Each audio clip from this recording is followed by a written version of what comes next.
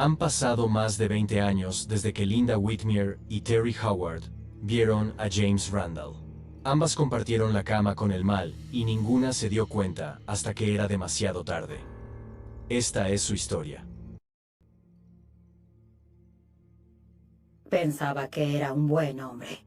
No tenía idea de hasta dónde llegaba su maldad.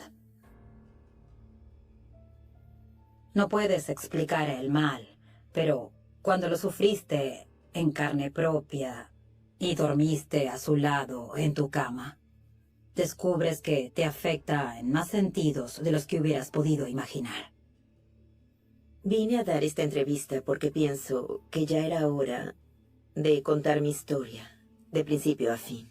Me cuesta mucho hablar de esto, pero me hizo quien soy, una mujer fuerte. Fue después del día de San Valentín.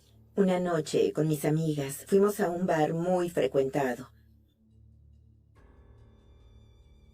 Y él estaba ahí y lo conocí. Era muy apuesto. Me sacó a bailar, bailamos y parecía muy simpático. Intercambiamos los teléfonos y nos fuimos. Después me llamó y empezamos a salir. Me enamoré de él porque era muy dulce y encantador y quería a mi hijo, Craig. Parecía un tipo muy bueno.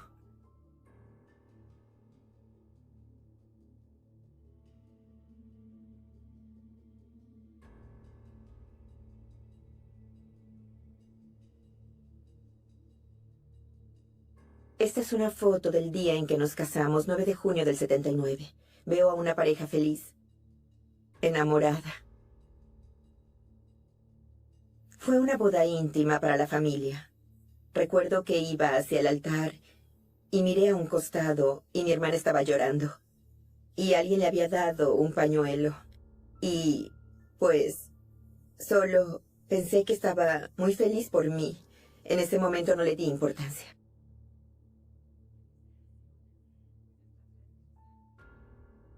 Pero cuando llegamos a la recepción, ella seguía llorando y yo no entendía por qué. Pasaba algo, pero ella no me lo decía. Eso me parecía raro. La verdad no sabía por qué lloraba. Años después ella vino y me dijo que Jim la había violado. Él iba a pescar cerca de donde vivía ella, así que pasó por su casa. Ella quiso contármelo en ese momento, pero ella no pensó que yo le creería. Él era muy bueno y todo parecía perfecto. Pensé que solo eran lágrimas de felicidad en ese momento.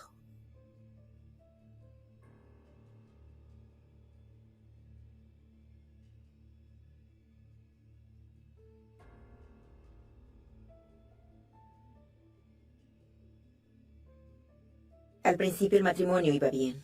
Nuestra vida sexual era plena. Pero una vez estábamos arriba, estábamos besándonos y jugueteando un poco y entonces empezó a subírseme arriba y a tomarme del cuello. Empezó a estimularme. Fue algo repentino, porque nunca había hecho eso antes. Primero me asusté y luego me enfadé. No me gustaba nada de eso. Él se deshizo en disculpas. No lo haré más, no lo haré nunca más. Acepté sus disculpas y nos olvidamos de eso. Él me prometió que no volvería a pasar y yo le creí que no volvería a hacerlo más. Jim empezó a ponerse más agresivo y volvió a estrangularme.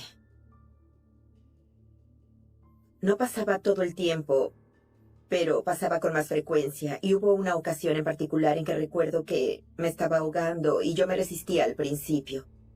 Luego descubrí que si no me resistía, era menos doloroso. No le conté a nadie nada de eso.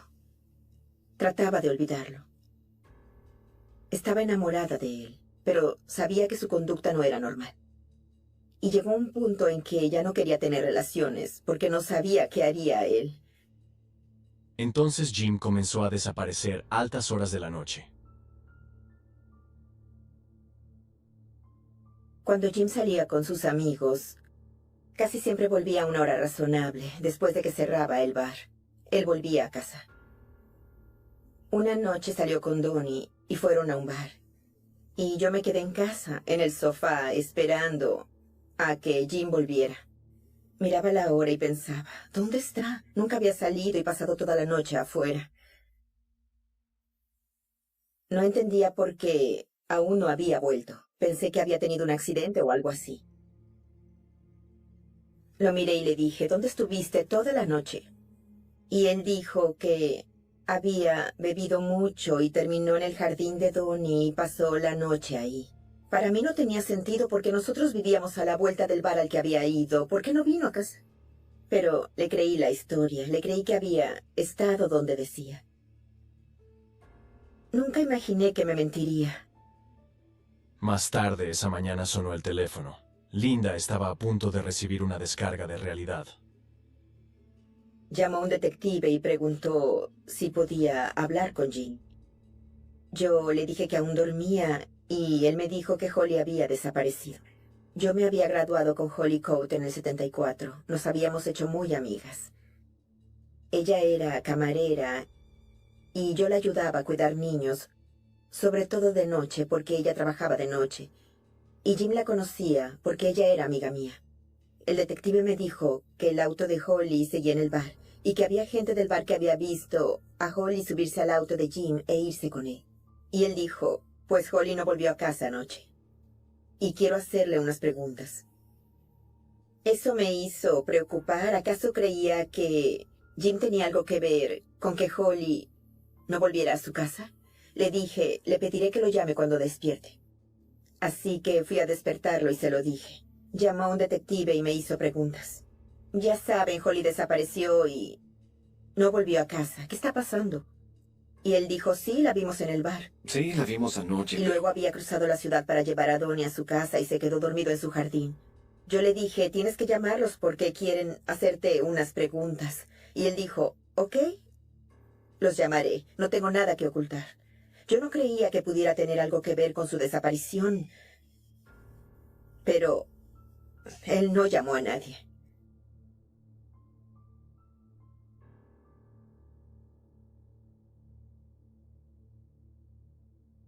Primera plana. Dice principal sospechoso. Pensaban que él era el que la había matado. Cuando leí en el periódico que Jim era el principal sospechoso, la verdad me destrozó y... pues pienso en lo joven que murió y en que no llegó a vivir su vida. Apenas estaba empezando a vivir. Es decir, Heidi está muy pequeña y, ¿saben? Y ella no pudo ver crecer a su hija. Y ahora Heidi no tiene madre. Le pregunté a Jim, ¿por qué crees que te consideran el principal sospechoso? Debes saber algo. Nos interrogaron. Y yo dije, no estaba ahí, no puedo saber lo que pasó. Y luego hablé con Jim. No tenían pruebas. Si hubieran tenido pruebas, lo hubieran arrestado, pero eso no pasó. Yo seguía negándolo. Me negaba a creerlo. Cada día Jim se volvía más agresivo con Linda, hasta que fue insoportable y Linda decidió abandonarlo. Traté de hacer lo mismo de siempre para que él no sospechara que pasaba algo. Quería irme de ahí. Pero sin darle ningún indicio de lo que yo pensaba hacer. Sabía que la lavadora no funcionaba, así que se me ocurrió un plan para hacerlo pensar que solo iba a la lavandería y que no pasaría nada raro. Y entonces nos fuimos. Después lo llamé. Le dije que no volvería a casa. Y él dijo, tienes 3 hijos, ¿dónde piensas ir? Nadie te quiere. Yo le dije, no volveré. Y no volví. Y le pedí el divorcio. Me saqué el anillo, se había acabado.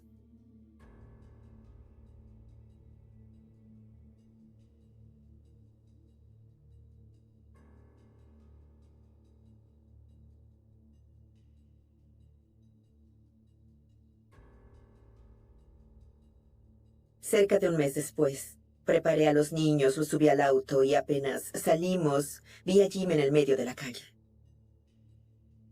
esperándome a mí. Vino hasta la ventanilla de mi lado. Solo quería hablar conmigo. Y me empujó. Nos llevó hasta una zona donde no había ni un camino. Era en medio del bosque. Los niños querían bajarse del auto y él les dijo que se quedaran en el auto o me mataba. Maté a su madre. Me bajó del auto y me llevó hacia el bosque. Tenía miedo de que me matara. Me dijo, muéstrame los cordones. Yo no sabía qué pensaba hacer con mis cordones. No sabía si me estrangularía o qué quería hacer y entonces me amarró las manos. Abusó de mí. No creía que fuera a salir viva de ahí. Una vez que terminó, traté de convencerlo de que nos dejara ir. ¿Por qué no te vas a casa? Hagamos que no pasó nada. Él dijo, ok. Y volvimos al auto. No sé cómo lo logré, pero mantuve la calma. Quise ser fuerte para tratar de salir de esa situación con mis hijos. Y fui directo a la policía. Jim fue arrestado y condenado por el delito de secuestro y violación. Fue sentenciado a hasta 7 años de prisión. Sin embargo, nunca fue acusado del asesinato de Holly. 5 años después, los peores temores de Linda se hicieron realidad. Me llamaron y me dijeron que pronto saldría libre. Yo pensaba que trataría de buscarme. Tenía una orden de restricción porque no quería que se acercara a mí o a los niños. Estaba muy preocupada por tener que volver a andar con cuidado, sin saber si él andaba merodeando o algo así. Estuve alerta durante mucho tiempo, pero no pasó nada. Era como si se hubiera esfumado. No lo vimos ni supimos nada de él. Ni siquiera sabía dónde estaba, la verdad. No tenía idea. Linda no sabía que Jim había abandonado la libertad condicional y se había dirigido a Florida, en busca de su siguiente víctima. De pronto sentí que una persona me tomó del cuello. La verdad, ahí sentí más miedo del que jamás había sentido en mi vida. Tenía 36 cuando conocí a Jimmy. Lo conocí el 28 de febrero de 1994 y testifiqué contra él, creo que el 28 de febrero de 1997. Había salido de compras. Noté que él había estado mirándome. Nos pusimos a hablar y empezamos a congeniar. Parecía un tipo común y corriente, sensato. Era muy simpático. Y yo era algo más rebelde y tenía algunos problemas de adicción. Y tenía muchas ganas de dejar eso atrás. Estaba buscando una salida y él parecía hacer eso. Él me alentó para que volviera a estudiar. Para mí, ese era el principio de una vida normal junto a él. Él siempre actuó como si fuéramos a estar juntos para siempre y yo quería estar con él. Lo cierto es que yo lo estaba usando. Lo que no sabía era que me había metido en la jaula del león.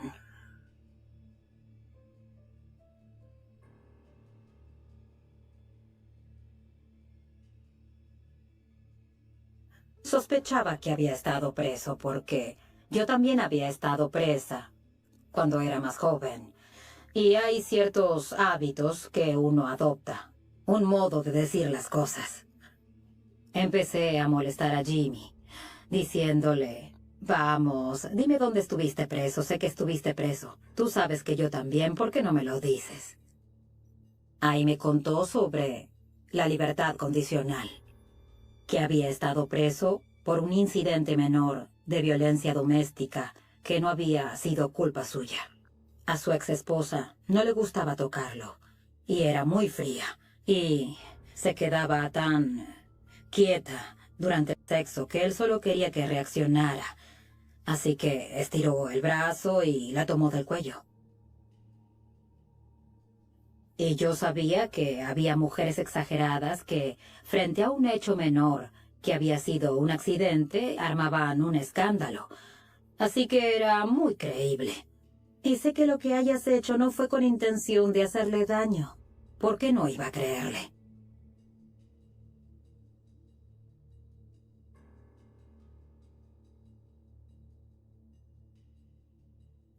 Yo siempre me iba a dormir antes que Jimmy porque él roncaba mucho.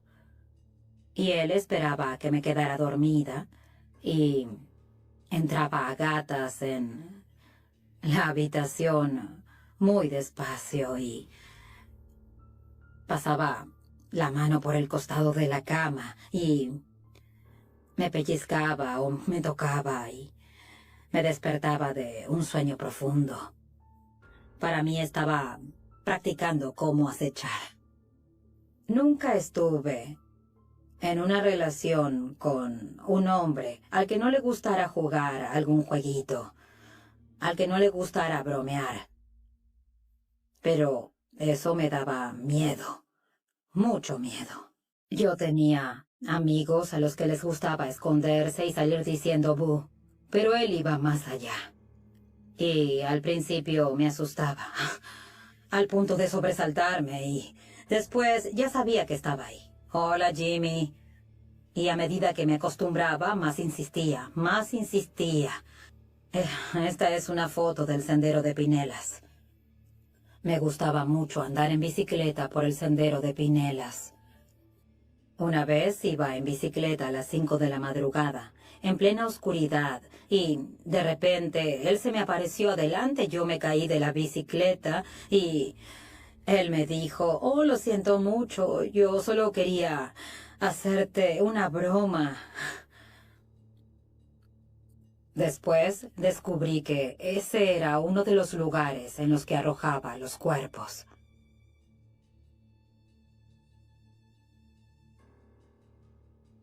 Un día llegué a casa del trabajo y fui y tomé un baño largo, caliente, y luego salí del baño y fui hasta el closet. Y estaba buscando qué ponerme para estar linda para Jimmy. Y de pronto sentí que alguien me tomó del cuello. La verdad, ahí sentí más miedo del que jamás había sentido en mi vida. Y no veía nada. Todo pasaba muy rápido y empecé a golpearle los hombros y trataba de darle en la cara. Pensé que era un violador que se había metido en la casa. Y cuando quise darme cuenta, el hombre me tenía envuelta en sus brazos y estaba en el piso meciéndose y riéndose y decía, "Soy yo, cariño, soy yo".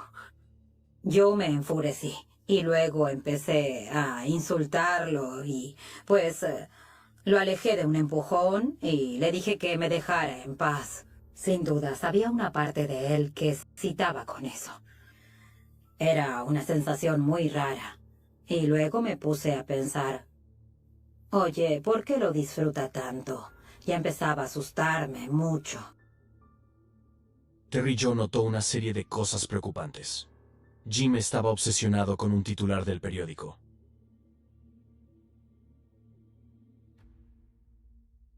Todas las mañanas Jimmy esperaba el periódico y luego me leía varias partes en voz alta.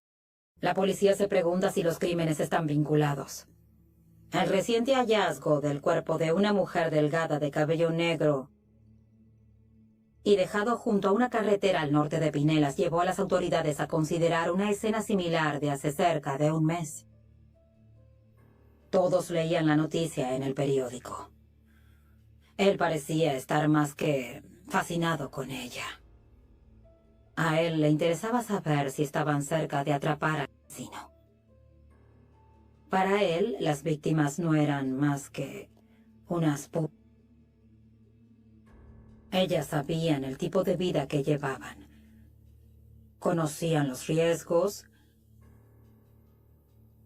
y eran presas fáciles.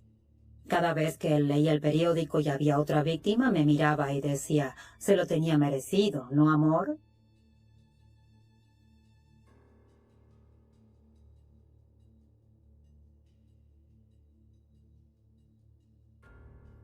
Se ponía alcohol en las manos, en los brazos.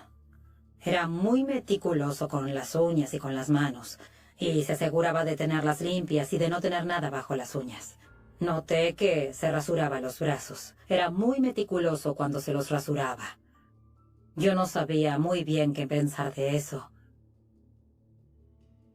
Él decía que le molestaban los vellos de los brazos.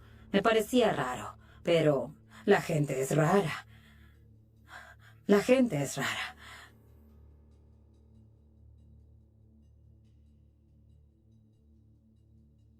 Era muy minucioso a la hora de limpiar su camioneta. La usaba para trabajar, así que se ensuciaba mucho. Y él decía que el alcohol era lo único que sacaba las manchas y eso usaba. A mí me parecía raro, pero la verdad yo trataba de ayudarlo. Y una vez yo lo estaba ayudando a limpiarla y vi unas manchas que no parecían gotas de pintura, eran oscuras. Y él tenía una lona en la parte de atrás y la arrojó a la basura. Era una lona nueva. Él pintaba, reparaba ventanas y no quería recoger toda la suciedad. Así que era algo normal que comprara lonas. Pero sí me resultaba un poco raro que comprara tantas.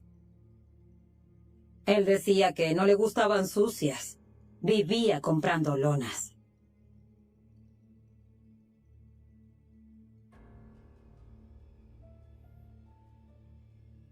Nos acostamos juntos y le vi rasguños en los dos costados de la espalda. Y yo sabía que eran marcas de uñas. Cuando le pregunté, ¿qué te pasó en la espalda, cariño? Él dijo, estuve trabajando bajo una ventana y había muchas ramas. Yo sabía que no se había raspado con una rama, como había dicho él. Yo sabía que eran marcas de uñas de mujer.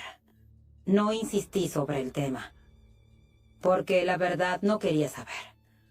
Solo dije, sí, ok. Y procuró que no se las viera de nuevo. Pero yo sé que eran marcas de uñas. Sé que era así. Hay veces en la vida en que sientes al mal cerca.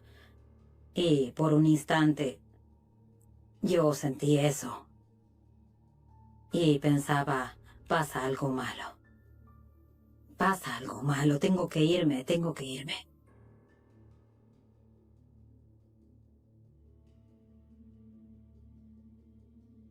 Yo estaba en una clase de administración de negocios de la universidad. Ahí es donde estaba el día que vinieron por mí. Los detectives de homicidios entraron al aula y dijeron, tiene que acompañarnos. Y yo sentí algo horrible en mi interior. Mi familia está bien, ¿verdad? ¿Qué pasó? Sí, todo está bien. Tiene que acompañarnos. Por más preguntas que hiciera, no me decían nada. Me llevaron a la oficina del sheriff y ahí me dijeron que Jimmy era el asesino de todas las mujeres que habían estado en la zona.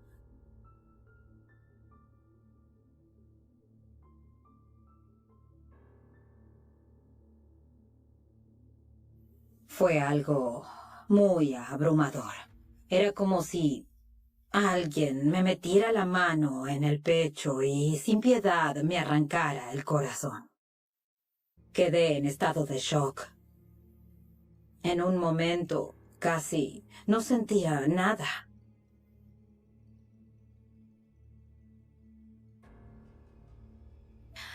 Empecé a hacer memoria y a recordar todas las cosas raras y ahí lo supe. El querer ahorcarme, el limpiarse las uñas con tanto esmero y luego los rasguños, todo.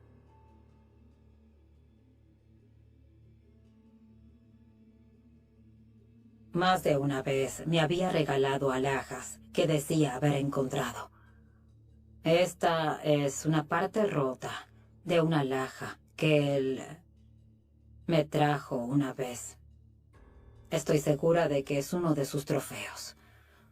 Por eso se la di a los detectives. A esta pobre mujer.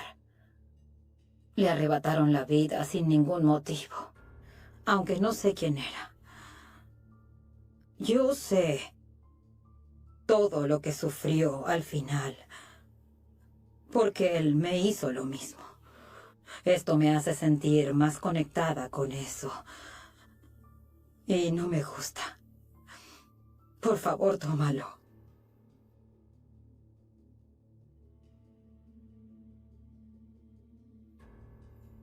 Habían pasado años y yo no sabía que se había mudado a Florida. Y de pronto llegué a casa del trabajo y me enteré por las noticias. Ojalá no hubiera salido, ojalá pudiera haberse evitado. Arrestaron al presunto asesino en serie James Michael Randall, sospechado de haber matado a 4 mujeres. Me llevaron a Florida a declarar lo que Jim me había hecho unos 14 años atrás para ver su conducta, cómo había empezado a actuar así y cómo había llegado a hacer lo que hizo. Ver a las familias de las mujeres que estaban ahí fue algo desgarrador. Sus hijos se quedaron sin madres y no volverán a tenerlas. Eso me destrozó. Esta es una foto de Jimmy en el tribunal. Jimmy nunca se movió ni habló durante el juicio. Creo que al único testigo que miró fue a mí. Yo apreté los dientes y lo miré. La última vez que lo vi, se lo llevaban de la sala esposado. Y él se volteó y sonrió, me guiñó el ojo. Y la forma en que me había mirado antes no era muy agradable. Era de, tú eres a quien debería haber matado. Yo rezo por su alma y veo la luz de sus ojos y saber que estaba con el hombre que salió a matarlas o las mató en mi cama aún me sigue inquietando. Y rezo por ellas. Había otras mujeres asesinadas del mismo modo, pero como él era tan riguroso, no pudieron acusarlo. Estas son las 2 por las que él fue acusado. Estamos muy seguros de que hubo muchas más.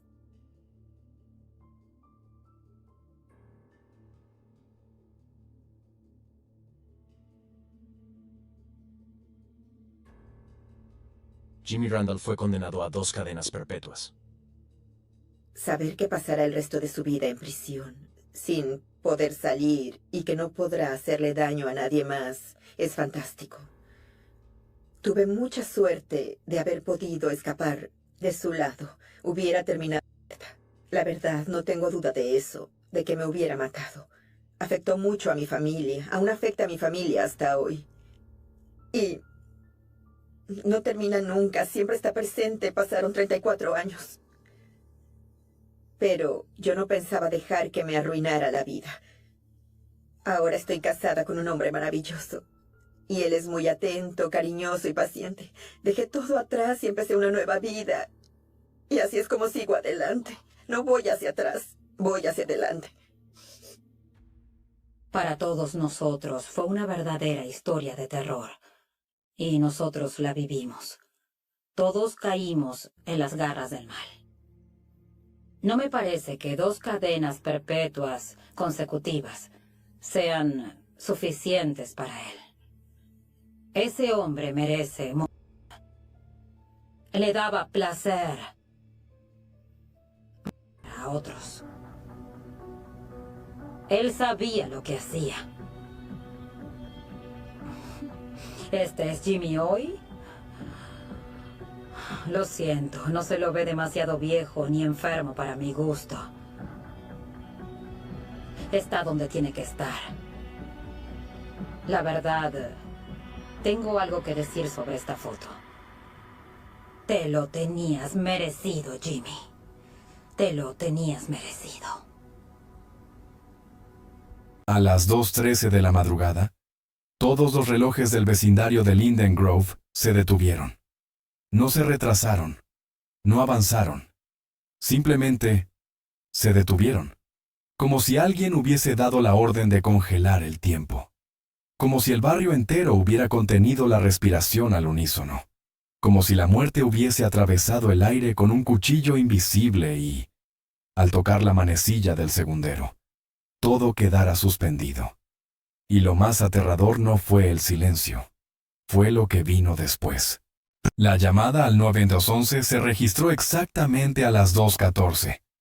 Una mujer con voz temblorosa decía que su perro ladraba como loco, que las luces del porche parpadeaban, y que el reloj de pared de su cocina, nuevo, de batería, marcaba la hora exacta en que todo se apagó.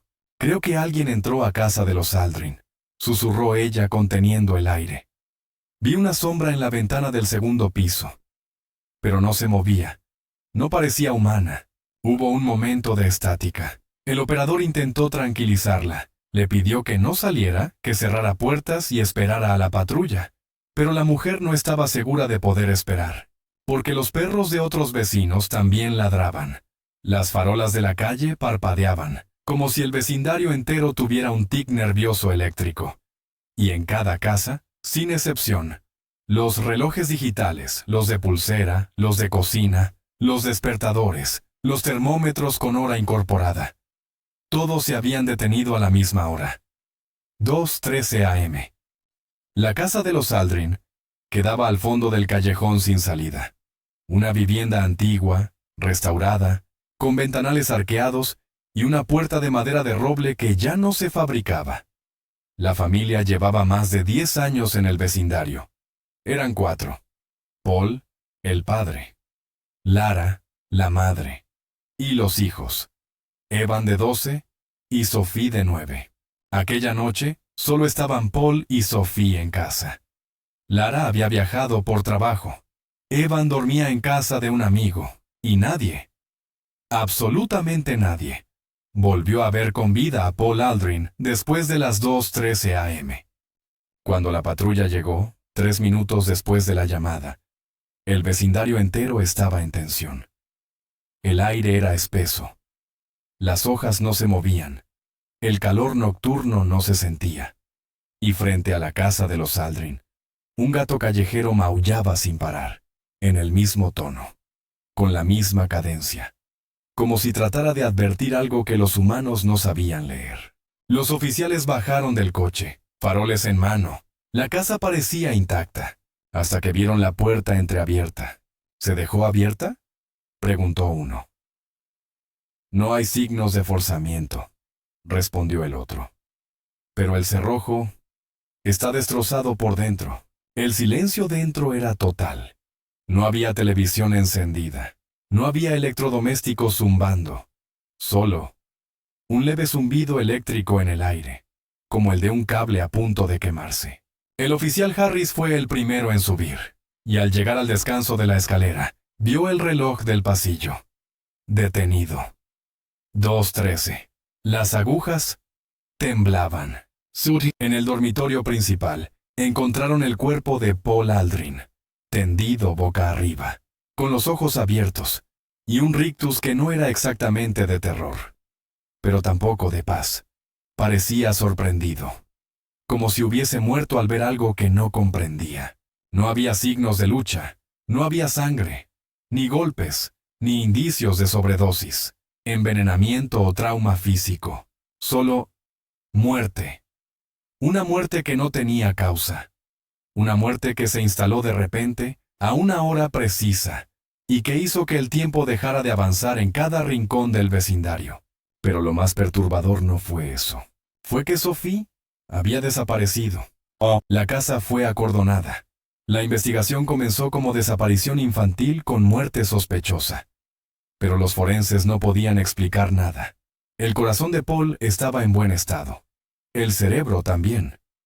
El informe decía: paro cardíaco de origen indeterminado, sin antecedentes, sin fallos visibles. La policía revisó las cámaras de seguridad de las casas cercanas.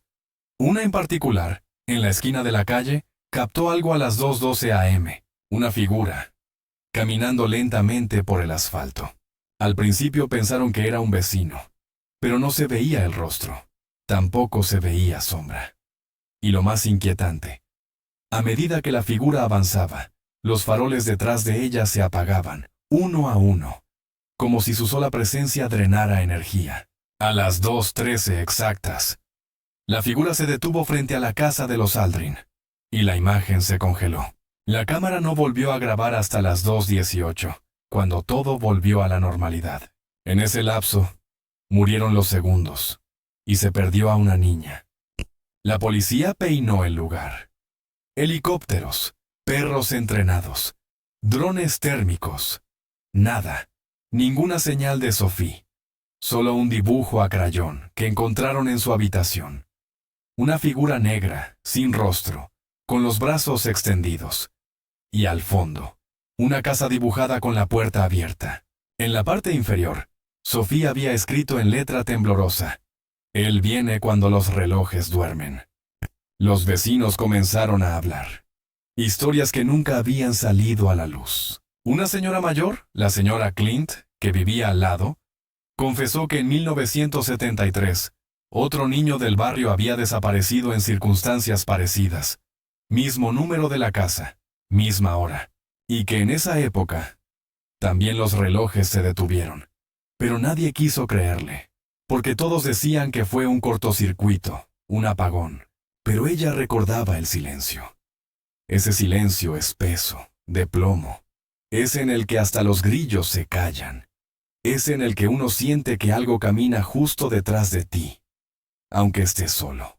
Los agentes intentaron reconstruir los minutos perdidos, pero no había testigos, solo la llamada de la vecina, y el video que no mostraba rostros, ni detalles, ni nada tangible. Solo una figura. Fue entonces cuando una detective joven, Olivia Reyes, pidió revisar los relojes, todos los relojes del vecindario, y lo que descubrió la dejó sin habla. Todos los relojes detenidos a las 2:13. Eran relojes diferentes. Algunos funcionaban con batería, otros eran de cuerda. Algunos eran relojes atómicos conectados a Internet. Otros, simples despertadores. Y sin embargo, todos fallaron exactamente a la misma hora. Una hora que ni siquiera estaba alineada con el apagón. Porque los sistemas eléctricos no habían fallado. Las luces seguían funcionando. Los móviles también. Pero los relojes murieron. Como si el tiempo mismo hubiese sido detenido. Una niña desaparecida. Un padre sin causa de muerte. Una figura sin sombra. Y una vecina que había predicho todo. Porque ya lo había vivido. Esa noche, el vecindario de Linden Grove ya no volvió a dormir igual. Y aunque las investigaciones siguieron, y los medios comenzaron a llegar, y el caso tomó relevancia nacional, nadie podía explicar lo más básico. ¿Qué detuvo el tiempo? ¿Y quién o qué se llevó a Sophie? No. Pero una semana después, a las 2:13 de la madrugada, otro reloj se detuvo. Y esta vez trajo consigo una voz. Una grabación que nadie había hecho. Un audio, sin origen rastreable, que apareció en el buzón de voz del detective encargado del caso. En ella, una niña sollozaba. Y entrecortadamente decía: «Papá, está despierto, pero no se mueve. Me dijo que no lo mirara a los ojos. Dice que si suena el reloj otra vez, ya no podré regresar». Y luego, un sonido metálico, como un segundero arrastrando una uña sobre una superficie de cristal. Y la voz se cortó, a las 2:13. El detective a cargo del caso, Marcus Tanner, no dormía desde hacía 3 días. Sus ojos estaban rojos, su mandíbula apretada, y esa grabación, esa voz de niña atrapada en el buzón de voz, no paraba de sonar en su cabeza como un eco maldito. «Papá, está despierto, pero no se mueve». La frase parecía inocente, hasta que uno la escuchaba por 5ª vez, por 10ª vez. Entonces entendías. No hablaba de un sueño, no hablaba de un juego. Hablaba de algo que iba más allá del cuerpo. Como si el alma de Paul Aldrin hubiese sido robada antes de que el corazón se detuviera. Como si alguien, o algo, se hubiese quedado con lo que sostenía su mirada. Tanner mandó a peritar el audio. El equipo técnico aseguró que no tenía metadatos rastreables.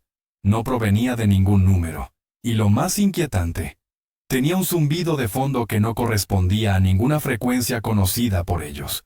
Un sonido grave, rítmico, como una vibración metálica, que aumentaba en intensidad justo cuando la voz de Sophie decía: «Si suena el reloj otra vez, ya no podré regresar». El reloj. Siempre el reloj. La hora. 2:13. Tanner regresó a la casa de los Aldrin a las 2:00 de la mañana. Se quedó sentado en el porche, solo, con una linterna encendida y un reloj digital sobre la mesa, esperando, buscando entender si aquello era una repetición, si ese segundo congelado podía regresar. El vecindario estaba en silencio absoluto. No había coches, no había viento, ni un perro ladrando. Y entonces, a las 2:12:58, el reloj frente a él parpadeó. La pantalla titiló 2 veces. El segundero dejó de moverse, y la linterna en su mano empezó a vibrar, no a parpadear, a vibrar, como si una fuerza invisible pulsara desde dentro del metal. Tanner se levantó de golpe. El aire era distinto, más denso, casi líquido. Y desde dentro de la casa, desde el interior donde ya no vivía nadie, oyó pasos, suaves, lentos, de algo que no necesitaba apurarse, como si supiera que el tiempo ya no lo alcanzaba. Entró. El salón estaba oscuro. El reloj de pared, el mismo de la primera noche, marcaba 2:13. Fijo. Como congelado en el mismo segundo en que todo cambió. Subió las escaleras. Cada paso crujía, pero no hacía eco, porque el sonido no viajaba. Al llegar al pasillo, la temperatura bajó.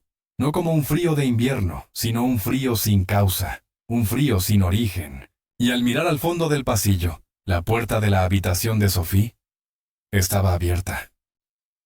Tanner la había visto cerrada, sabía que estaba cerrada. Los oficiales sellaron esa puerta, y ahora estaba abierta, con una luz tenue adentro. Una luz que no venía de lámparas, ni de velas, ni del exterior.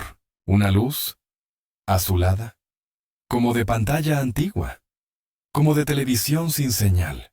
Entró, y lo que vio, no pudo explicarlo jamás. En medio de la habitación, flotando a medio metro del suelo, un reloj de cuerdas sin manecillas giraba solo sobre sí mismo. Giraba, sin avanzar el tiempo, como si repitiera eternamente el mismo segundo perdido. Y frente a él, escrita en la pared con lo que parecía lápiz de color, una frase: «Si vuelves a oírlo, no mires hacia atrás». Tanner retrocedió. Sintió un hormigueo en la nuca, ese tipo de sensación que uno solo tiene cuando sabe que no está solo, aunque nadie se vea.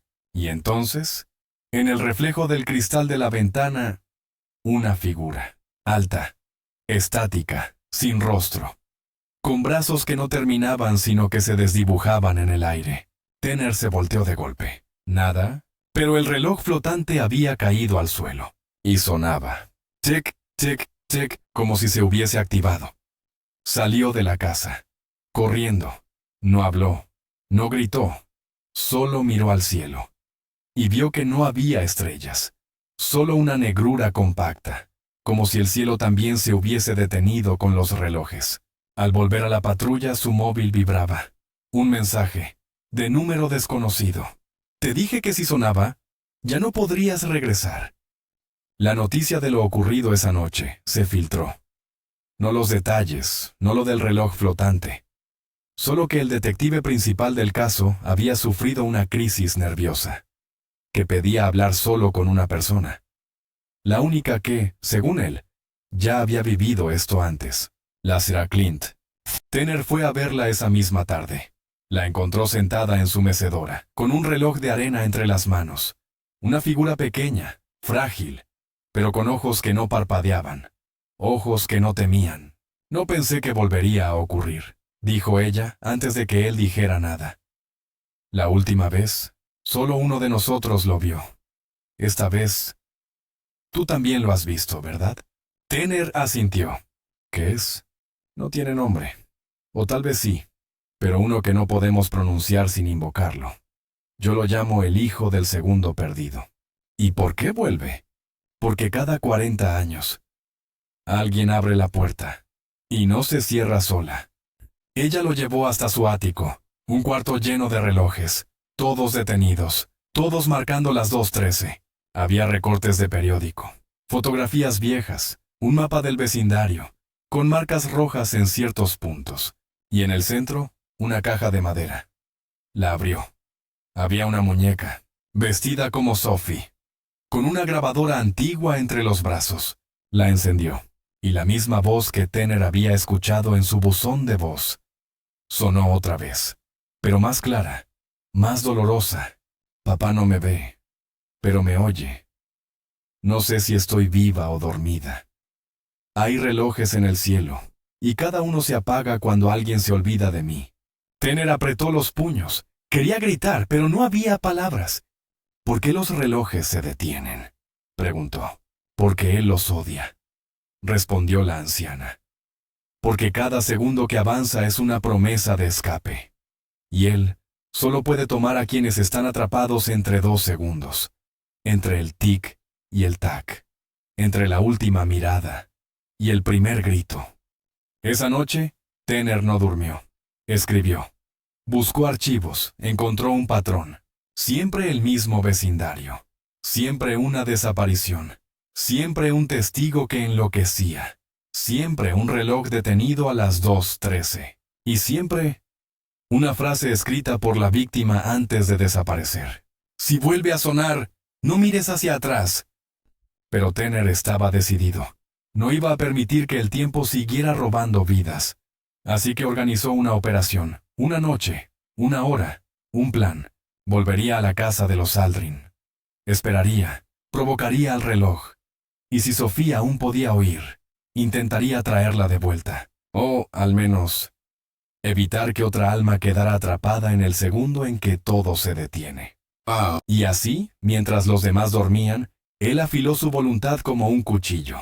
Y esperó al momento exacto en que el tic y el tac se detienen. La noche pactada llegó sin anunciarse. Ni lluvia, ni luna, ni viento. Solo el aire inmóvil, el vecindario silencioso. Y una promesa entre líneas. Esta vez, no se detendría el tiempo sin una respuesta. Marcus Tanner regresó a la casa de los Aldrin con una linterna de halógeno, una grabadora analógica, un reloj de cuerda cuidadosamente sincronizado, una caja con sal marina, y el cuaderno de notas de la señora Clint. Ella había muerto 3 días después de mostrarle el ático. Un paro cardíaco mientras dormía. Pero en la mano apretaba un papel arrugado, como si hubiera sabido que no vería el amanecer. Una sola frase escrita con tinta temblorosa. Si escuchas campanadas que no provienen de reloj alguno, no cierres los ojos. Tanner no sabía a qué hora comenzaría. Ni siquiera sabía si funcionaría. Pero lo que sí sabía es que la única forma de enfrentar al hijo del segundo perdido era atraparlo entre 2 segundos. Por eso preparó todo. En el suelo del salón, dibujó con sal un círculo cerrado, con el reloj de cuerda en el centro, apuntando a las 2:12. El cuaderno de Clint tenía garabatos que parecían instrucciones. Que no se rompa el círculo, que no haya reflejos, que no muera la fe. Tanner no era creyente. Pero algo dentro de él le dijo que eso no era una metáfora. Se sentó en una de las sillas antiguas del salón. La casa crujía en su respiración. Las paredes exhalaban humedad vieja. Y el reloj de cuerda avanzaba, segundo a segundo. Hasta que llegó 2:13 y el segundero se detuvo. La temperatura cayó en picada. Un sonido profundo, como un lamento bajo tierra, atravesó el suelo. Tanner se quedó quieto. La linterna comenzó a vibrar. No temblar. Vibrar. Como si dentro de ella una criatura golpeara el cristal con las uñas. Y entonces lo sintió. No lo vio. No al principio. Pero el aire frente a él se distorsionó. Como si alguien invisible caminara lentamente alrededor del círculo de sal. Un susurro rozó su oído derecho. ¿A cuántos segundos estás dispuesto a entregar tu alma? Tanner tragó saliva. No respondió. Apretó la grabadora y la encendió. Del altavoz surgió la voz de Sophie. No era el audio antiguo, era nuevo. ¿Detective? Decía con un hilo de voz. ¿Está ahí? Tanner cerró los ojos. Sintió lágrimas empujar desde los bordes. Era ella, era su voz real. Pero parecía venir de muy lejos, de otro lugar, de otro plano. «Estoy aquí, Sophie», dijo con firmeza. «Estoy contigo». Hubo un silencio. Y luego, una frase que cortó el aire como cuchilla. «Papá también dijo eso, antes de dejarme sola». El segundero del reloj dentro del círculo comenzó a moverse. Pero hacia atrás, como si el tiempo se deshiciera. Y en cada retroceso, las paredes se volvieron grises, las ventanas, opacas. La casa empezó a cambiar. Ya no era la casa de los Aldrin, era otra cosa, una versión deteriorada, un reflejo roto, como si la estructura real quedara atrapada dentro de un recuerdo, o de una pesadilla compartida, y frente a él, apareció. El hijo del segundo perdido no tenía rostro. Solo una mancha negra que se agitaba como humo bajo agua. Pero sus brazos... Dios. Sus brazos eran largos, delgados, terminados en dedos que no terminaban jamás. No caminaba, flotaba. Y a cada paso, el suelo temblaba. No físicamente, espiritualmente. Como si cada presencia humana en el vecindario sintiera, al mismo tiempo, que algo estaba hiriendo la tela del mundo. «¿Dónde está Sophie?», gritó Tanner. La figura se inclinó hacia el círculo. La sal se agitó, pero no se rompió. «Ella es parte del reloj ahora». «¡Devuélvemela!». Silencio. Luego un murmullo. «Dime, ¿qué estarías dispuesto a sacrificar por un segundo más?». Tanner levantó la grabadora. Reprodujo la voz de Sophie otra vez. Dice que si suena el reloj otra vez, ya no podrá regresar. Y entonces lo comprendió. No era el sonido lo que la condenaba. Era el segundo. El mismo segundo detenido que se repetía. Sophie estaba atrapada en ese momento, viviendo una y otra vez el instante en que su padre murió. Una eternidad comprimida en un tic-tac inmóvil. Tanner metió la mano al bolsillo. Sacó un segundo reloj. Pequeño, antiguo. Un reloj de arena con arena azul. Lo sostuvo al borde del círculo. Y gritó. «¿Tú creaste este segundo? Entonces préstame uno más». El aire se detuvo. Y por un instante, el segundero avanzó. Una sola vez. Y en ese instante, una figura apareció junto al reloj. Una niña. Pelo desordenado. Vestido blanco. Y los ojos no estaban vacíos. Estaban llenos de mundo, de tiempo, de miedo y esperanza mezclados. Sophie. Ella lo miró. No dijo nada, solo levantó la mano y señaló hacia el reflejo del ventanal. Allí, el cuerpo de su padre seguía tendido, congelado, boca abierta, ojos sin parpadear. Y detrás de él, una figura más, la misma, la sin rostro, la que sonreía sin boca. Tanner lo entendió todo de golpe. Sophie no estaba perdida en el tiempo. Estaba anclada a un momento. Y mientras ese momento existiera, mientras alguien siguiera viéndolo, mientras el reflejo del trauma se mantuviera vivo, ella no podría avanzar. Era como si la memoria misma del crimen fuera su prisión. Y la única forma de liberarla era destruir el momento. Tanner agarró la linterna, la apuntó directo al espejo, y sin pensarlo, la arrojó con todas sus fuerzas. El cristal estalló, y el reflejo desapareció. El cuerpo de Paul se desvaneció en partículas de luz, y Sophie cerró los ojos. Una sola lágrima bajó por su mejilla, y el reloj en el centro del círculo, sin previo aviso, explotó en silencio. La arena azul se elevó y desapareció en el aire. La casa volvió a ser la misma. El color regresó a las paredes. Los relojes en el barrio empezaron a andar otra vez, no a la misma hora, no sincronizados, como si cada uno hubiese despertado de un coma distinto. Y Sophie estaba sentada frente a él, real, respirando, con los pies en el suelo. Tanner cayó de rodillas. No dijo nada, solo la miró. Y ella le preguntó, ¿qué hora es? Tanner miró su reloj de pulsera. «Tout la Fontaine», La primera vez nadie sobrevivió a esa hora. Esta vez, ella había regresado. Pero el cuaderno de Clint, el que aún estaba en su abrigo, tenía una última página, una que él no había visto antes, y en ella, una frase escrita con tinta húmeda, que parecía haber sido escrita mientras él estaba en la casa. Liberar a una alma encadena a otra, y el hijo del segundo perdido. Siempre vuelve por lo que le pertenece.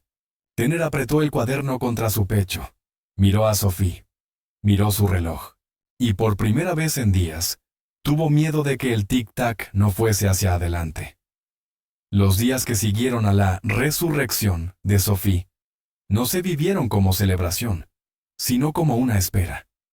Como si cada latido en el pecho de quienes sabían lo que había ocurrido fuera una cuenta regresiva invisible. Tanner lo sentía. No podía explicarlo, pero lo sentía. Cada vez que el segundero de su reloj marcaba el mismo minuto que una semana atrás, algo se contraía dentro de él.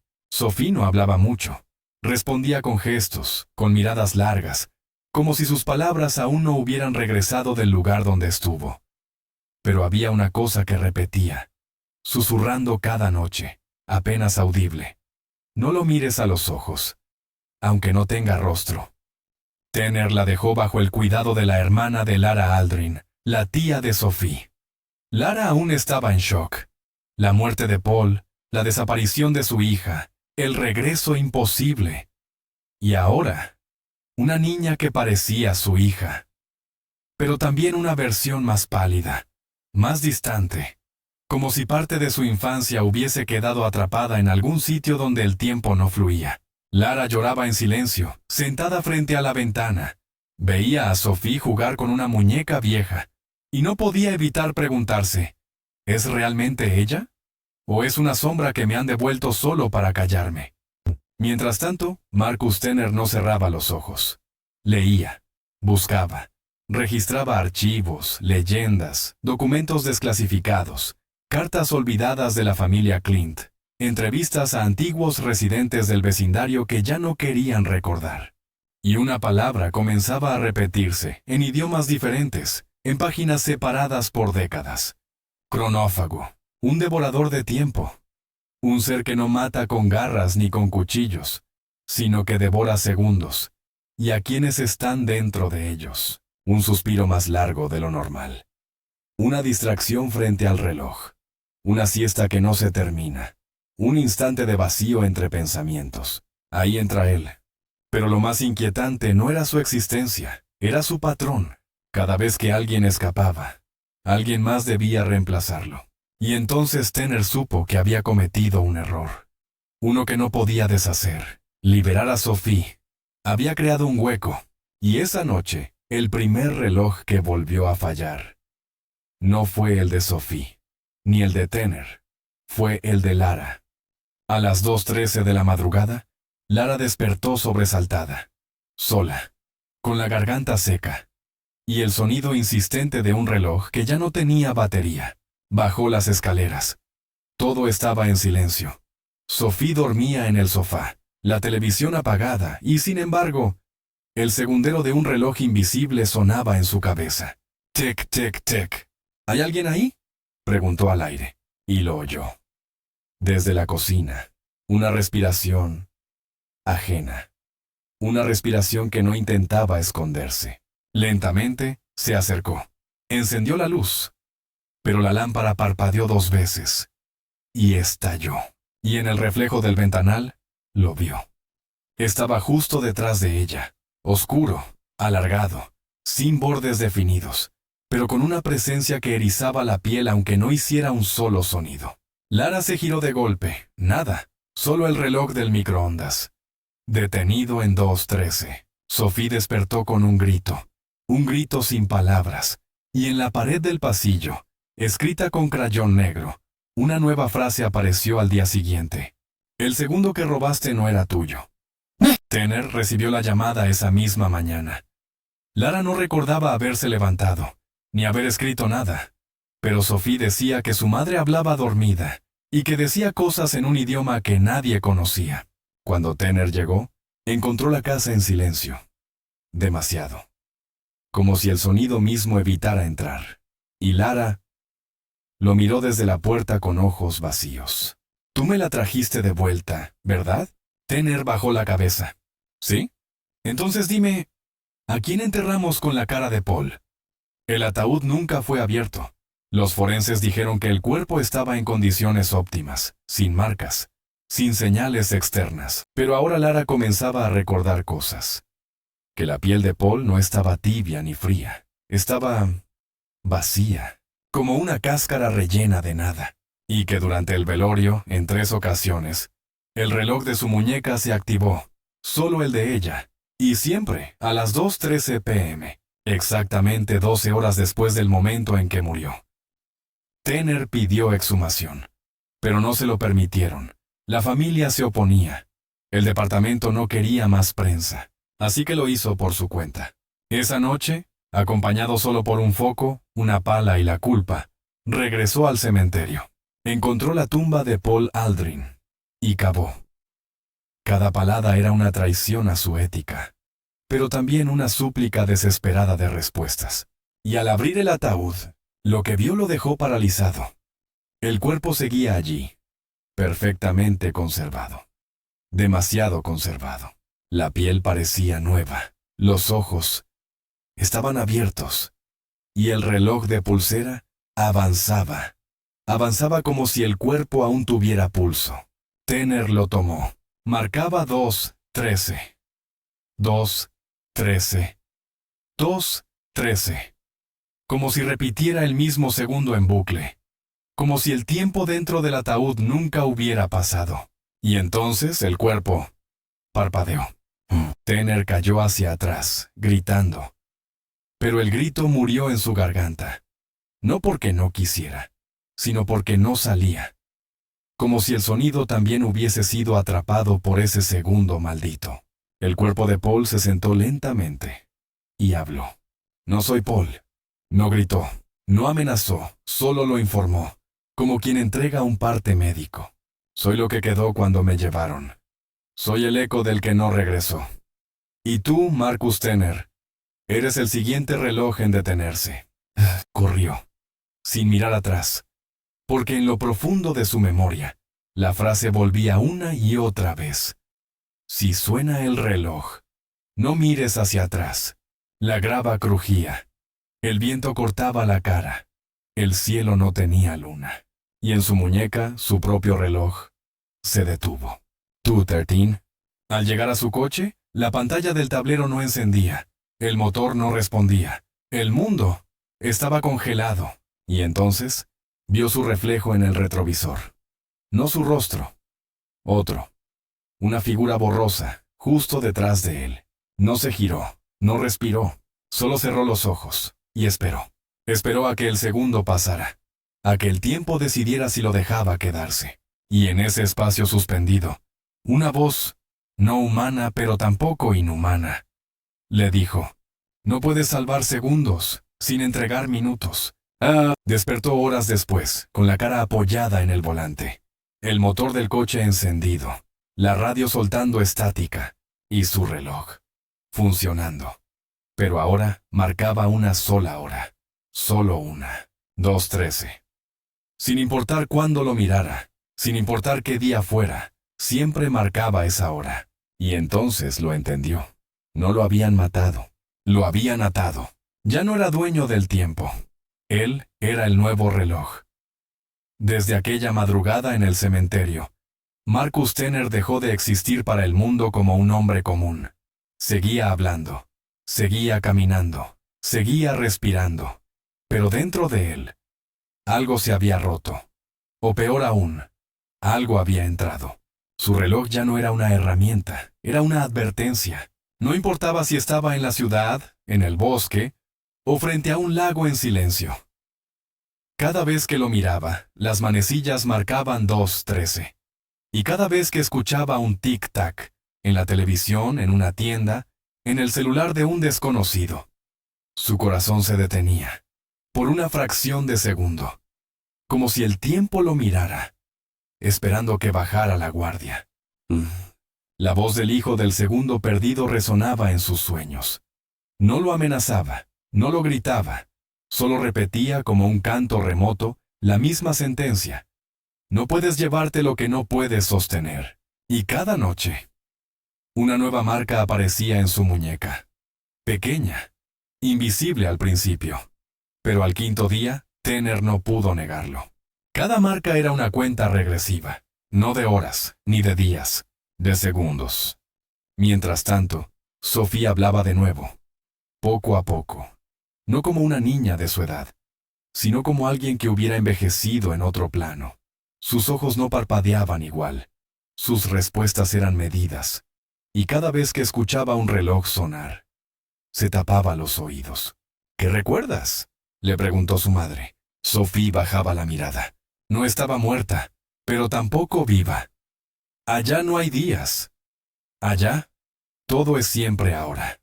Una noche, mientras Lara la arropaba, Sophie susurró: «No fue papá quien me dejó sola». Él intentó quedarse, pero el otro lo obligó a salir. ¿El otro? El que tiene sombra, pero no cuerpo. El que te pregunta cosas y luego no deja que las recuerdes. El que te ofrece tiempo, pero te roba el alma. Lara tembló. Acarició su cabello. Sophie tomó su mano y la puso sobre su pecho. Cuando escuches el tic, no esperes al tac. Corre. Esa noche, Lara soñó con la cuna de Sophie, la misma donde la mecía cuando era un bebé. En el sueño, la cuna oscilaba sola, y sobre ella colgaban relojes derretidos, como si fueran móviles. En la pared, con letras talladas en la madera, una frase: «Cada madre paga con minutos el amor que no puede detener». Despertó empapada en sudor, y el reloj digital a su lado estaba apagado, pero aún sonaba. Un sonido sin aparato, solo tic, tic, tic. Tanner apareció en su puerta esa misma mañana. Tenía ojeras profundas, manos temblorosas, y la voz de alguien que ya había dicho adiós sin que nadie lo supiera. «Va por ti ahora». Lara no entendía. Liberé a Sophie. Eso fue lo que lo desató. Pero no fue gratuito. El equilibrio exige un segundo, uno exacto. Y el mío está cerca. Lara negó, confundida. «No me hables en acertijos, Marcus. ¿Qué está pasando?» Tanner bajó la cabeza. Sacó una hoja de su abrigo. Era del diario de la señora Clint. Una frase subrayada: «Quien rompe la repetición, hereda la rotación». «Eso significa que tú heredaste la maldición». «No», dijo él, mirándola con ojos huecos. «Significa que yo me convertí en el nuevo segundero». En los días que siguieron, Lara vio cómo él se descomponía. No físicamente, no de enfermedad, sino de ausencia. Como si cada día tuviera un segundo menos dentro de sí. Como si el tiempo mismo se lo tragara pedazo a pedazo. Y sin embargo, Tanner no pedía ayuda. No lloraba, no rezaba, solo anotaba. Cada sonido, cada sueño, cada palabra de Sophie. Buscaba un patrón, un mapa, una rendija. Y entonces lo encontró. Un símbolo. No era una letra, no era un dibujo. Era una forma que se repetía en todas las notas de Sophie, en los dibujos de los otros niños desaparecidos, en los márgenes del diario de Clint. Una especie de espiral incompleta, una curva que jamás se cerraba, que giraba sobre sí misma, pero sin final. Tanner lo llamó la herida del segundo. Y esa noche, al dibujarla con tiza en la pared de su habitación, sucedió algo que lo dejó sin aliento. El reloj de su muñeca se detuvo. Por primera vez desde el cementerio. Silencio. Tanner cayó de rodillas. Miró sus manos. No temblaban. Su corazón latía firme. Sintió un momento de paz que no recordaba desde la infancia. Y entonces lo supo. Esa espiral incompleta no era una maldición. Era una cerradura. Y quien lograra completarla podría cerrar el ciclo. Pero para eso, necesitaba un testigo. Alguien que hubiera regresado del segundo robado. Alguien como Sophie. La llevó de vuelta a la casa de los Aldrin. La casa que nadie se atrevía a tocar. La casa congelada en el tiempo. Sophie entró sin miedo. Como si volviera a su cuarto. Como si aún escuchara su voz en los pasillos.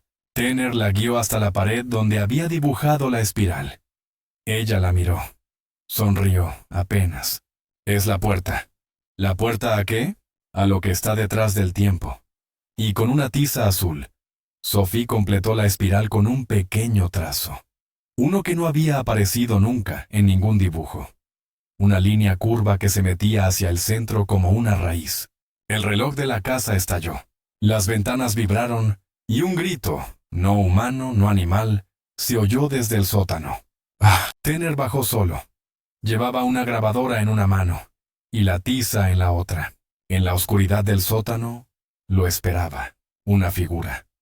Pero esta vez no era borrosa, era nítida, demasiado nítida, y tenía su rostro. Era él mismo, pero más joven, más entero, más cruel. Soy el tiempo que desperdiciaste. Soy el segundo que fingiste no haber perdido. Soy la oportunidad que no tomaste cuando tu hija murió. Tanner retrocedió. No tengo hija, pero la figura se rió. No aún. Entonces lo entendió todo. El cronófago no solo robaba segundos, los reciclaba. Los usaba como trampas, como espejos, como atajos para volver a entrar en el mundo real. Y cada persona que lo enfrentaba, veía la versión de sí misma que más odiaba, que más temía. Tanner levantó la tiza. Dibujó la espiral en el suelo. La completó con el trazo de Sophie. La figura se contorsionó, gritó, intentó tocarlo. Pero el círculo brilló, no con luz, con tiempo, como si dentro de él los segundos volvieran a fluir, como si el ciclo se reiniciara. La figura cayó, deshaciéndose como ceniza en reversa, volviendo a donde había surgido. Y entonces, el reloj volvió a andar. Cuando Sophie bajó al sótano, Tanner estaba de rodillas. Lloraba. Ella se acercó. Le puso una mano en el hombro. Ya no somos relojes, Marcus. Ahora, somos puertas. Y lo que estaba del otro lado, aún quería pasar. Desde que Sophie completó la espiral, el vecindario de Linden Grove dejó de ser lo que había sido. La niebla empezó a quedarse más tiempo sobre el asfalto. Las hojas ya no caían del mismo modo. Y los relojes, incluso los más modernos, los conectados a Internet, los controlados por satélite, comenzaron a desincronizarse. No todos a la vez, no todos al mismo minuto, pero todos, tarde o temprano, se detenían por un segundo, exactamente un segundo. Y luego seguían, como si nada hubiera ocurrido. La gente no lo notaba, pero Sophie sí. Ella los contaba, uno por uno. El mundo está respirando distinto, le dijo a Tanner una tarde, mientras él intentaba arreglar un viejo cronómetro en la cocina. ¿Distinto cómo? Como si tuviera miedo de despertar. Lara intentaba ser madre de nuevo. Intentaba que los días volvieran a tener forma, que las rutinas regresaran, que el desayuno fuera desayuno y no solo una secuencia de gestos sin sentido. Pero Sophie ya no era la misma. A veces se detenía en medio de una frase. Otras veces hablaba con alguien que no estaba ahí. Y una vez, una sola vez, miró a Lara y le dijo con una voz que no le pertenecía. «Mamá, ¿qué harías si el tiempo te devolviera algo que tú no querías recuperar?» Y luego sonrió, como si no recordara haber dicho nada. Tanner comenzó a perder la noción de los días. Había horas que recordaba con nitidez, y otras que se le escapaban como agua entre los dedos. Una noche despertó a las 2:13 exactas, con el cuerpo empapado en sudor y una sensación de ahogo, como si hubiera gritado durante horas sin emitir sonido. En su mano tenía un pedazo de papel, arrugado, escrito a lápiz. Solo decía, la espiral nunca fue para cerrar algo, fue para contenerlo. Al día siguiente fue a ver la tumba de la señora Clint. Quería entender por qué ella sabía tanto, por qué había dejado tantas pistas, y por qué, en su última nota, había advertido que el hijo del segundo perdido volvería por lo que le pertenecía. La lápida estaba intacta, pero había algo raro.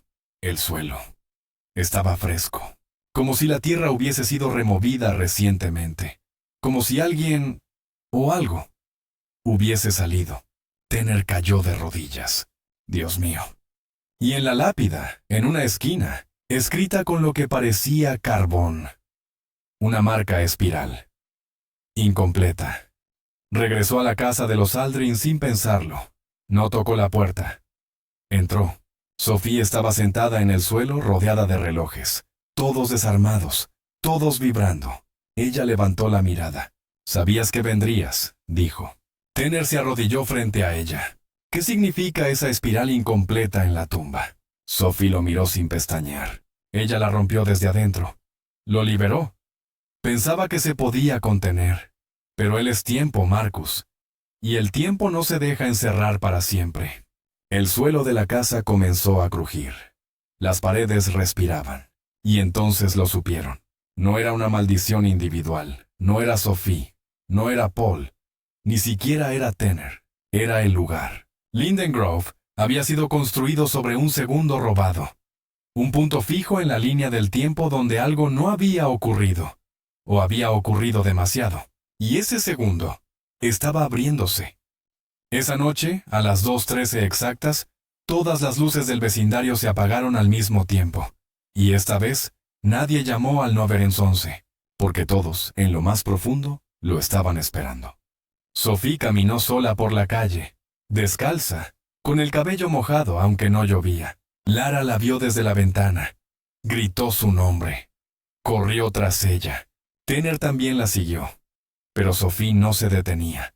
Solo caminaba, como si supiera exactamente a dónde ir. Y cuando llegó al centro del parque, el punto más antiguo del vecindario donde antes había habido una iglesia, y antes de eso, un cementerio, se detuvo y comenzó a dibujar en el aire. No con tiza, no con pintura, con los dedos. ¿Y el aire? La obedecía. Una espiral invisible comenzó a girar sobre ella. Cada vuelta era un tic. Cada pausa. Un tac. Tanner lo comprendió todo. Ella no había sido salvada. Ella había sido convertida. El segundo perdido ya no era una prisión. Ahora tenía cuerpo, y nombre, y ojos. «Sophie, basta», gritó Lara llegando hasta ella. «Sophie, no hagas eso». La niña se detuvo, la miró, y dijo sin emoción, «No soy solo Sophie. Soy todos los segundos que nadie quiso enfrentar. Soy lo que queda cuando olvidas mirar atrás. Soy lo que escuchas cuando el reloj se detiene. Y tú sigues respirando». Tanner temblaba, se acercó. «¿Quieres matarnos?» Sophie parpadeó, y por un instante, sus ojos volvieron a ser los de antes. «No. Quiero despertarlos. Ustedes creen que el tiempo los obedece, pero solo caminan sobre él como ciegos sobre un lago congelado». Una explosión de aire envolvió el parque. Los relojes en los bolsillos de los presentes explotaron. Las farolas estallaron. Los móviles marcaron error. Y por unos segundos, el mundo se detuvo. La espiral giró sobre el cielo, gigante, formada por nubes, sombras y grietas en la realidad. Y desde su centro, algo comenzó a descender. No tenía forma, ni cara, ni piernas, solo un eco. Un eco que decía, «El que llama no es el que entra, el que recuerda es el que vuelve». Lara abrazó a su hija, la envolvió con su cuerpo, y le susurró, «Sophie, regresa conmigo. Lo que haya allá lo enfrentamos juntas. Pero regresa». Sophie cerró los ojos. «Solo hay una forma». «¿Cuál?» «Tienes que darle tu último segundo. El que usarías para morir». Lara no lo dudó. La besó en la frente y dijo, «Si ese segundo me aleja de ti, no lo quiero. Tómalo». El cielo vibró. La espiral se replegó. Y la figura del centro fue absorbida como un suspiro tragado por el universo. Y Sophie cayó al suelo. Tanner corrió hacia ellas. Sophie abría los ojos lentamente. Lara no respiraba. Su reloj había dejado de marcar, pero en su rostro había una sonrisa. Sophie lloró por primera vez desde que volvió, y entre lágrimas le susurró a Tanner, «Ella no me salvó. Ella detuvo el reloj. Por todos nosotros». El cuerpo de Lara yacía entre la hierba húmeda del parque central de Linden Grove. Sus brazos aún rodeaban a Sophie, como si su instinto materno hubiese querido protegerla incluso más allá del último segundo. Y quizá lo había logrado. Lo había. Porque al mirar su muñeca, Marcus Tanner notó que su reloj ya no marcaba las 2:13.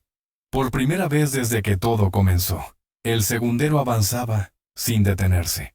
Ella lo hizo, dijo Sophie, aún sollozando, con la cabeza apoyada sobre el pecho inmóvil de su madre. Le dio su segundo, el último que le quedaba. Esa madrugada, no hubo ambulancia, no hubo sirenas, ni cámaras, solo un silencio profundo y agradecido. Porque, aunque nadie lo supiera, el vecindario entero había despertado de un sueño que duró generaciones, y cada reloj que antes se detenía, volvió a latir con su propio pulso. Incluso los relojes más antiguos, los que ya no servían, los que habían sido dados por perdidos, empezaron a funcionar. Y con ellos, las memorias también comenzaron a regresar. Memorias de quienes habían sido tragados por segundos robados, niños desaparecidos, personas que se esfumaron sin explicación, historias que la policía nunca cerró. Ahora, esas memorias regresaban como susurros en la brisa, como voces que por fin encontraban eco. Sophie no habló durante varios días. Dormía profundamente. Soñaba. Y en sus sueños, su madre le leía cuentos. Historias sobre relojeros ciegos, sobre niñas que podían tejer minutos con hilo invisible, sobre madres que construían relojes para encontrar a sus hijos en otras vidas. Y cuando por fin despertó, una mañana sin viento, con la luz bañando la habitación, Sophie dijo en voz baja: «Los relojes ya no me dan miedo». Tanner, que se había quedado con ella todo ese tiempo, la miró con ojos húmedos. ¿Por qué? Ella sonrió con esa sonrisa que solo los niños que han caminado por la oscuridad y han regresado pueden tener. Porque ahora los entiendo. No sirven para medir el tiempo, sirven para recordarlo. El funeral de Lara fue íntimo. Solo Tanner, Sophie y algunos vecinos cercanos. El sol brillaba con un calor extraño, como si también estuviera de luto. Sophie dejó sobre el ataúd una cadena con el reloj de muñeca de su madre. No uno nuevo. El que había fallado tantas veces. El que se detuvo la noche que ella la salvó. Lo colocó allí y dijo: «Que duerma en paz. En un lugar donde los segundos ya no tengan dientes». Después del entierro, Tanner se alejó. No dijo adiós. No prometió volver. Solo caminó. Sin destino, sin dirección. Porque sabía que había cruzado una frontera invisible. Una que no se ve, pero que divide a los que creen en el tiempo, de los que lo han visto respirar. Caminó hasta donde los relojes ya no le importaban, hasta donde no se escuchaba tic-tac alguno. Un lugar silencioso, donde el viento sopla sin ritmo y las hojas caen sin aviso. Allí enterró el diario de la señora Clint. La espiral dibujada en la última página ahora estaba completa, no por tiza, sino por lo vivido, y mientras lo cubría con tierra susurró: «El tiempo no es enemigo. El miedo a perderlo, sí». Años después, Linden Grove fue diferente. No mejor, no peor, solo más despierto. Los vecinos comenzaron a reparar sus relojes viejos. Las campanas de la iglesia, ahora restaurada, volvían a sonar a cada hora. Y los niños jugaban sin miedo al atardecer, como si supieran, en algún rincón oculto de su sangre, que alguien había pagado el precio para que el tiempo volviera a avanzar. Sophie creció, y con los años se convirtió en maestra. Pero no enseñaba matemáticas, ni historia, ni literatura. Enseñaba algo que nadie entendía al principio. Pero todos sentían. Le llamaba escucha temporal. Les pedía a los niños que cerraran los ojos y sintieran cuándo el tiempo quería hablarles. Les enseñaba a detectar segundos especiales, aquellos que pesaban más que los demás. Segundos que brillaban por dentro. Segundos donde las decisiones cambian destinos. Y aunque algunos adultos pensaban que era solo un juego, los niños sabían que no lo era. Una mañana, en su aula, un niño levantó la mano y preguntó: «¿Y si el segundo vuelve, señorita Sophie?» «¿Y si se enoja otra vez?» Ella se quedó en silencio. Luego caminó hasta el reloj de pared, lo miró y sonrió. «Entonces esta vez no le temeremos, porque esta vez sabremos cómo escucharlo». Aquella misma noche, al otro lado del país, un anciano despertó de golpe a las 2:13. No sabía por qué, ni qué lo había soñado. Solo tenía una frase flotando en su cabeza. Una voz femenina, suave, clara, que decía: cuando llegue el segundo, no corras. Solo cierra los ojos y recuerda a quién diste tu tiempo. Y entonces, el reloj de su mesita de noche siguió latiendo. Porque el tiempo, al final, no se trata de lo que medimos, ni de lo que perdemos, sino de a quién estamos dispuestos a dárselo, cuando ya no nos queda nada más. Y en Linden Grove, donde una vez todos los relojes se detuvieron al mismo tiempo, el eco de aquel segundo aún flota en el aire, no para asustar, no para cazar, sino para recordar que incluso el tiempo más oscuro puede reiniciarse cuando alguien se atreve a entregarse por amor, y que el segundo que parecía eterno era solo el latido previo a una nueva vida, una en la que ya no se huye del tic-tac, sino que se aprende a bailar con él,